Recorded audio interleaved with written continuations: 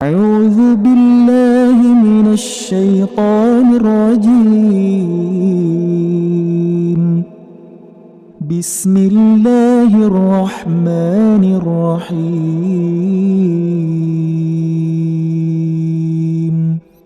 Bismillahirrahmanirrahim.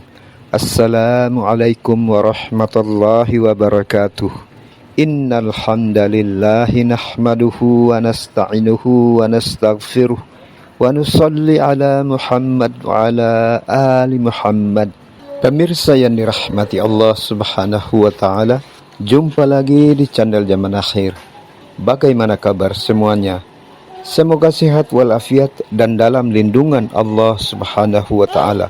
Pemirsa yang dirahmati Allah Subhanahu wa taala, video kali ini akan membahas tentang perang di negeri Yaman. Distribusi sumber daya, ekonomi dan politik yang tidak merata dan diskriminasi perlakuan terhadap sekte Zaidiyah memberikan lahan subur bagi gerakan Houthi untuk berakar dan berkembang. Bulan Januari 2007 pertempuran kembali pecah antara pemerintah Yaman dengan pemberontak. Kali ini pemerintah Yaman menuduh Houthi telah mengganggu komunitas Yahudi setempat. Beberapa saat sebelum resolusi Dewan Keamanan PBB disahkan, Arab Saudi dan beberapa negara melancarkan serangan ke Yaman. Intervensi Saudi yang masih berlangsung di Yaman menimbulkan ribuan korban jiwa.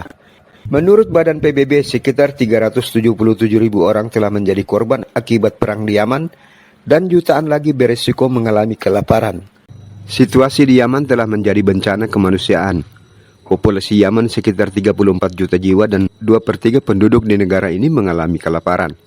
Saat ini sepertinya seluruh Yaman berada di ambang kelaparan. Hal ini merupakan bencana dalam segala hal. Dukung channel ini agar berkembang lebih baik dengan menekan subscribe dan aktifkan lonceng notifikasinya. Secara resmi negara Yaman bernama Republik Yaman atau Al-Jumhuriyah Al-Yamaniyah. Negara yang terletak paling selatan di Jazirah Arab di Asia Barat, bagian dari Timur Tengah. Yaman berbatasan dengan Laut Arab di selatan, Teluk Aden dan Laut Merah di sebelah barat, Oman di sebelah timur dan Arab Saudi di sebelah utara. Penduduk Yaman diperkirakan berjumlah 34 juta jiwa. Luas negara Yaman sekitar 530.000 km persegi. Negara Yaman memiliki 200 pulau dengan pulau terbesarnya adalah Pulau Socotra. Yaman adalah tanah air kaum Sabah. Setelah Perang Dunia Pertama, berdiri kerajaan Al-Mutawakkiliyah bermadzhab Syiah Zaidiyah yang merdeka dari Kesultanan Utsmaniyah. Republik Arab Yaman atau dikenal sebagai Yaman Utara berdiri pada tahun 1962. Republik Demokratik Rakyat Yaman atau Yaman Selatan yang berhaluan Marxis merdeka pada tahun 1967 terlepas dari protektorat Inggris. Pada tahun 1990, kedua negara bersatu membentuk Republik Yaman atau Al-Jumhuriyah Al-Yamaniyah dengan Ali Abdullah Saleh sebagai presiden pertama negara Yaman bersatu dan Salim Al-Ba'id sebagai wakil presiden. Jumlah penduduk Yaman Utara lebih banyak sekitar 12 juta jiwa dibanding Yaman Selatan. Oleh karena itu, Yaman Utara diberikan proporsi perwakilan yang lebih banyak dalam aparatur negara yang baru. Meskipun terjadi unifikasi dan memiliki penghasilan dari minyak, negara Yaman masih merupakan negara yang cukup miskin bila dibandingkan dengan standar negara-negara lain di semenanjung Arab. Oleh karena itu, banyak warga Yaman yang meninggalkan negaranya untuk mencari pekerjaan di negara Arab Saudi. Pada waktu Irak menginvasi Kuwait pada tahun 1990, pemerintah Yaman menolak mendukung intervensi militer di Irak. Arab Saudi adalah salah satu anggota penting koalisi anti-Saddam. Sebagai pembalasan dari sikap Yaman yang menolak mendukung intervensi militer di Irak, Saudi mengusir 800.000 pekerja Yaman. Hal ini menjadi beban ekonomi bagi Yaman. Tidak berapa lama kemudian terjadi kekurangan pangan dan kelaparan di seluruh negeri yang memicu kerusuhan pada Mei 1992. Pada bulan April 1993, Yaman yang bersatu mengadakan pemilihan umum yang pertama.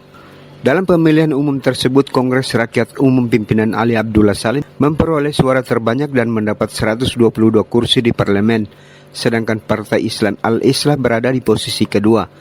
Partai Sosialis Yaman, bekas partai yang berkuasa di Yaman Selatan, berada di posisi ketiga dengan 56 kursi.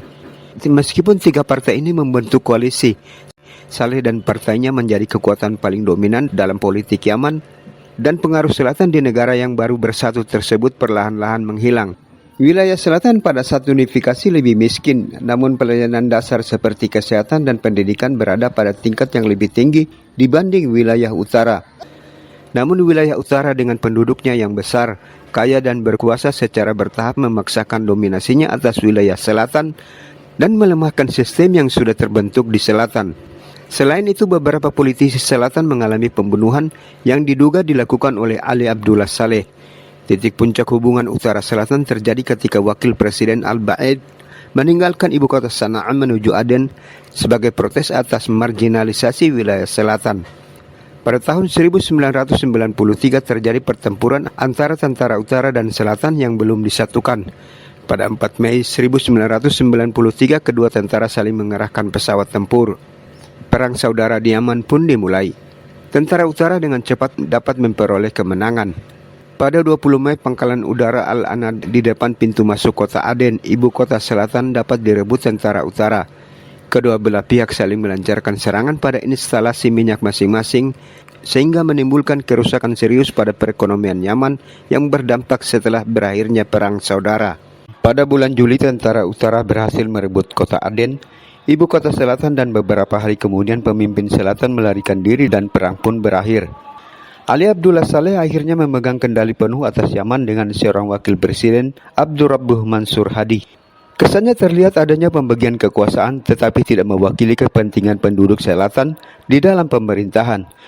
Jumlah aparat yang mewakili penduduk selatan lebih sedikit karena Saleh lebih memilih membentuk koalisi dengan Partai Islah. Ada dua pendapat berbeda yang muncul setelah Ali Abdullah Saleh memegang kendali penuh atas Yaman setelah berakhirnya Perang Saudara. Pendapat pertama mengatakan perang saudara mengakhiri permusuhan dan memperkuat persatuan nasional. Pendapat lain mengatakan perang saudara justru mengakhiri penyatuan nasional dan mengawali pendudukan wilayah utara atas wilayah selatan. Persepsi kedua mendapat penilaian yang banyak dan lazim di wilayah selatan. Selama periode akhir 1990-an hingga terjadinya Arab Spring, kedudukan Ali Abdullah Saleh semakin kuat. Tanpa perlu membagi kekuasaan dengan orang-orang dari selatan, dan Saleh mulai memerintah sebagai orang kuat. Saleh menempatkan sekutu dan anggota keluarganya pada posisi penting di dalam pemerintahan. Banyak suku Sanan mendapat kedudukan seperti posisi tentara dan keamanan. Saleh adalah pemimpin Yaman dengan masa pemerintahan terpanjang karena kemampuannya menjaga stabilitas di tengah rumitnya hubungan kesukuan, sektarian, dan ideologi di Yaman. Dalam hubungan luar negeri, Yaman menstabilkan hubungan dengan Arab Saudi dalam perjanjian Jeddah yang menetapkan perbatasan antara kedua negara. Namun pada akhirnya Saudi mendirikan tembok di perbatasan antara kedua negara dengan alasan adanya penyelundupan dari Yaman. Secara umum hubungan dengan Saudi telah bermasalah sejak Yaman merdeka. Arab Saudi selalu ikut campur dalam perang saudara di Yaman dan secara rutin terlibat dalam bentrokan di perbatasan antara kedua negara. Campur tangan Saudi dalam urusan dalam negeri Yaman terus berlanjut hingga saat ini. Dalam perang melawan teror yang dilancarkan Amerika, Saleh memihak Amerika dan mengizinkan Amerika menyerang Al-Qaeda di wilayah Yaman. Namun Saleh juga diklaim secara bersamaan membantu dan bahkan mengarahkan Al-Qaeda Yaman. Saleh meskipun memegang kendali penuh atas Yaman, masih belum mampu memenangkan hati dan pikiran seluruh rakyat Yaman, khusus bagi sekte Zaidiyah yang merupakan 40% dari total populasi Yaman. Distribusi sumber daya, ekonomi, dan politik yang tidak merata dan diskriminasi perlakuan terhadap sekte Zaidiyah memberikan lahan subur bagi gerakan Hausi untuk berakar dan berkembang. Tahun 1990-an, Hussein Al-Hausi membentuk gerakan keamanan Revivalist Zaidi yang disebut Believing Youth. Meski partai tersebut tidak mencapai keberhasilan. Pada saat invasi Amerika ke Irak meningkatkan sentimen anti-Amerika di Yaman dan negara-negara Arab lainnya. Dan dukungan Saleh terhadap Amerika adalah faktor lain radikalisasi Hausi. Di seluruh masjid dan sekolah, slogan yang diulang berkali-kali, "Matilah Amerika, matilah Israel, terkutuklah Yahudi, dan kemenangan bagi Islam." Saleh melihat gerakan yang berkembang sebagai ancaman dan pada tahun 2004 ratusan orang Hausi ditangkap. Saleh juga memerintahkan penangkapan Hussein, akan tetapi Hussein dapat menghindar dari penangkapan dan memulai pemberontakan melawan pemerintahan Yaman. Pada akhirnya Hussein Al-Hausi terbunuh pada September 2004. Sekte Zaidiyah menjadikan Hussein sebagai pahlawan dan menamakan gerakan ini sebagai Hausi. Kematian Hussein mengakhiri putaran pertama pertempuran di kubu Zaidi di Sa'adah. Pada musim semi 2005 meletus pertempuran putaran kedua yang dipimpin oleh Badaruddin Al-Hausi. Saleh kemudian memberikan amnesti kepada beberapa anggota Hausi yang ditangkap untuk meredakan ketegangan. Kebijakan ini tidak memberikan pengaruh apapun untuk menenangkan iklim politik yang sudah memanas. Perang Saada ketika dimulai pada November 2005 dengan pecahnya pertempuran antara suku-suku yang pro pemerintah dan pro Hausi. Pemerintah ikut campur namun sekali lagi tidak mampu menghentikan pemberontakan. Saleh sekali lagi melakukan pendekatan dengan merehabilitasi nama baik dan membangun kembali rumah Husain Al-Hausi serta memberikan dana pensiun kepada keluarga Husain Al-Hausi. Tawaran pemerintah ini sekali lagi tidak berhasil membuat kelompok bersenjata Hausi meletakkan senjata mereka. Bulan Januari 2007 pertempuran kembali pecah antara pemerintah Yaman dengan pemberontak. Kali ini pemerintah Yaman menuduh Hausi telah mengganggu komunitas Yahudi setempat. Pemerintah Yaman juga menuduh Hausi mendapat dukungan dari Iran dan Libya. Saleh kemudian merekrut kelompok suku untuk bersama-sama menyerang Saada. Konflik kemudian menjadi berubah, yang awalnya bersifat sektarian kali ini berubah menjadi konflik horizontal. Kelompok yang tadinya tidak terlibat dalam konflik akhirnya terseret arus konflik.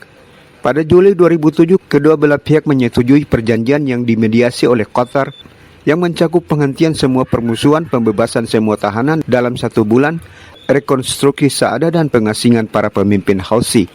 Pertempuran sempat berhenti beberapa saat, namun sebagian ketentuan perjanjian tidak dilaksanakan sehingga terjadi konflik berikutnya pada Maret 2008. Geografi konflik kian meluas karena Bani Hushaish di pinggiran Sana'a ikut terseret.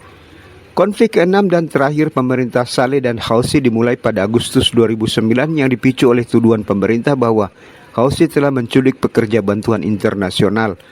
Pemerintah Yaman melancarkan operasi Bumi Hangus pada Agustus 2009 dengan tujuan menumpas Hausi untuk selamanya. 40.000 tentara dikerahkan ke Saada dan pemerintah juga merekrut pasukan suku untuk membantu pemerintah. Pengeboman besar-besaran dilakukan terhadap basis Hausi di Saada, namun pemerintah belum mampu mengalahkan Hausi. Pada tahun 2010 persetujuan gencatan senjata ditandatangani, tetapi permusuhan antara pemerintah dan Hausi masih belum juga hilang.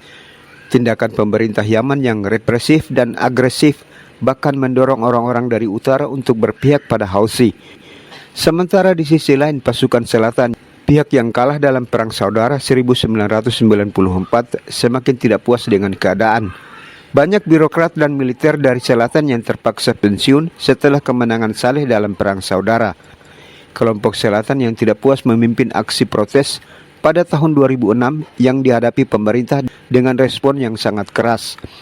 Tindakan represif pemerintah memunculkan harakah atau gerakan yang menuntut agar orang-orang di selatan memperoleh pembagian sumber daya setara dengan orang-orang di utara. Respon keras pemerintah terhadap aksi orang-orang dari selatan dan perlawanan Hausi di utara membuat protes di selatan semakin kuat. Antara tahun 2007 hingga tahun 2009, sekitar 100 pengunjuk rasa dibunuh pemerintah. Hal ini kemudian memunculkan keinginan yang kuat dari wilayah selatan untuk memisahkan diri. Rakyat Yaman yang sudah muak dengan perilaku pemerintah yang penuh dengan korupsi, kolusi, dan nepotisme, situasi perekonomian yang memburuk, kurangnya keterwakilan rakyat yang kemudian terpengaruh dengan protes yang terjadi di Tunisia dan Mesir. Januari 2011 protes meletus di Sana'a, kemudian menyebar ke Aden dan Taiz.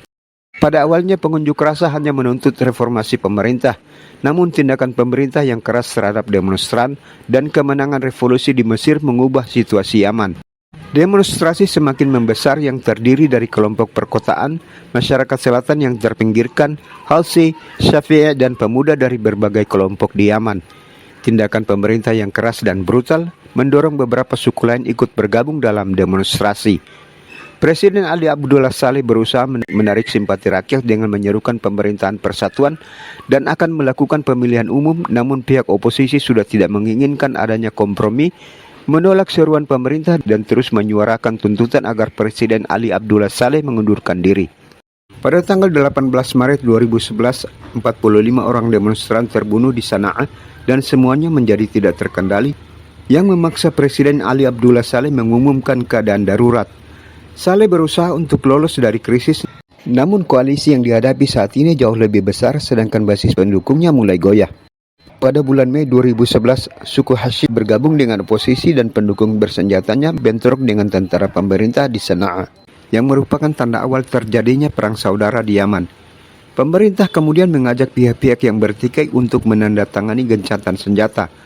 Namun beberapa hari kemudian, pada tanggal 29 Mei, Saleh memerintahkan tentara untuk menertibkan demonstrasi damai di Taiz dan puluhan pengunjuk rasa terbunuh. Pada bulan Juni 2011, semakin banyak pengunjuk rasa yang kini bersenjata melakukan perlawanan sehingga terjadi pertempuran jalanan di Taiz. Pada tanggal 7 Juni 2011, pasukan pemerintah berhasil diusir keluar dari kota.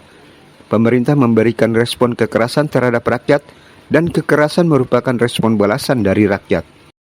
Pertempuran sporadis sering terjadi di Sana'a, Aden dan Taiz serta kota-kota besar lainnya. Pada tanggal 3 Juni, bom meledak di Istana Presiden di Sana'a menyebabkan Saleh terluka dan diterbangkan ke Arab Saudi. Setelah pulih, Saleh hendak kembali ke Yaman, tetapi Arab Saudi sebagai pendukung setianya melawan Houthi menyarankan agar Saleh tidak kembali ke Yaman.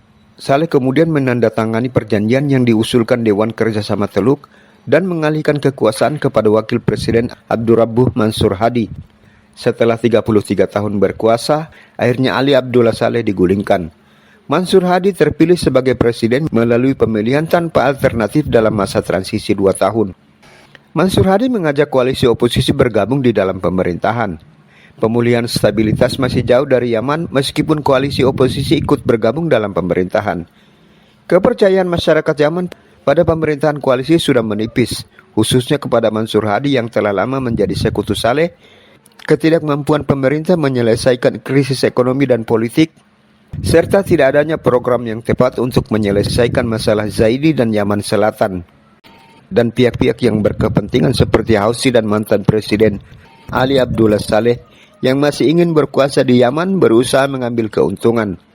Setelah mengalahkan Salafi dukungan Arab Saudi, Houthi semakin berani dan memperluas wilayahnya hingga ke Provinsi Amran. Mantan Presiden Ali Abdullah Saleh yang awalnya memerangi Houthi ikut bergabung dengan Houthi melawan pemerintah. Mantan Presiden Yaman Ali Abdullah Saleh masih memiliki simpatisan tentara yang membelot. Bulan September 2014, dua kelompok ini menyerang Sana'a. Dari Arab Saudi, Mansur Hadi meminta Dewan Keamanan PBB untuk menghentikan kemajuan pemberontak di Yaman. Resolusi Dewan Keamanan PBB 2216 mengakui Mansur Hadi sebagai otoritas yang sah di Yaman dan menyerukan semua pihak termasuk Houthi untuk meletakkan senjata dan kembali ke meja perundingan. Beberapa saat sebelum resolusi Dewan Keamanan PBB disahkan, Arab Saudi dan beberapa negara melancarkan serangan ke Yaman. Serangan ditujukan untuk mengalahkan kelompok pemberontak dan mengembalikan Mansur Hadi ke tampuk kekuasaan. Intervensi Saudi yang masih berlangsung di Yaman menimbulkan ribuan korban jiwa. Menurut Badan PBB, sekitar 377.000 orang telah menjadi korban akibat perang di Yaman dan jutaan lagi beresiko mengalami kelaparan. Situasi di Yaman telah menjadi bencana kemanusiaan. Populasi Yaman sekitar 34 juta jiwa dan 2/3 penduduk di negara ini mengalami kelaparan. Saat ini sepertinya seluruh Yaman berada di ambang kelaparan. Hal ini merupakan bencana dalam segala hal. Ada serangan udara di rumah kami dan kaki kiri saya diamputasi. Saya telah menyelesaikan kelas 1 dan 2. Namun sejak saat itu tidak ada lagi sekolah di dekat sini. Saat ini saya sudah tidak bersekolah. Lebih dari 50% infrastruktur medis telah hancur selama perang. Menurut Badan Kesehatan Dunia, lebih dari 377.000 orang telah terbunuh selama perang dimulai. Dampaknya terhadap warga sipil dari semua sisi terlihat begitu jelas. Gangguan terhadap infrastruktur Yaman telah menciptakan apa yang disebut oleh Organisasi Kesehatan Dunia sebagai wabah kolera terburuk yang pernah dicatat. Kolera merupakan penyakit endemik di Yaman. Ada lebih dari 1 juta orang mengidap kolera. Hal ini disebabkan oleh air yang tidak bersih, sanitasi yang buruk, dan pasokan air yang terkontaminasi di bidang pertanian. Di distrik Aslem, kami mengandalkan sumur, dan sumur tersebut tidak tertutup, sangat kotor dan menyebabkan penyakit. Kami dan ternak minum air dari sumur ini, begitu pula anak-anak. Jika Anda tidak bisa mendapatkan air bersih, anak-anak tidak bisa hidup. Anak-anaklah yang pertama kali terkena dampaknya. Satu-satunya cara untuk meringankan penderitaan warga sipil di Yaman adalah dengan mengakhiri perang. Namun prospek tersebut tampaknya semakin jauh. Sangat penting bagi negara-negara di dunia untuk menyadari perang saudara di Yaman dan konsekuensi yang terjadi. Ini bukan soal kemauan politik, tapi juga soal kejelasan politik. Jalan yang ada saat ini tidak akan pernah berakhir. Terima kasih sudah menonton video ini. Jangan lupa berikan komentar dan kritikan untuk perbaikan video selanjutnya. Jika Anda menyukai video ini, tekan like, subscribe, dan lonceng notifikasinya.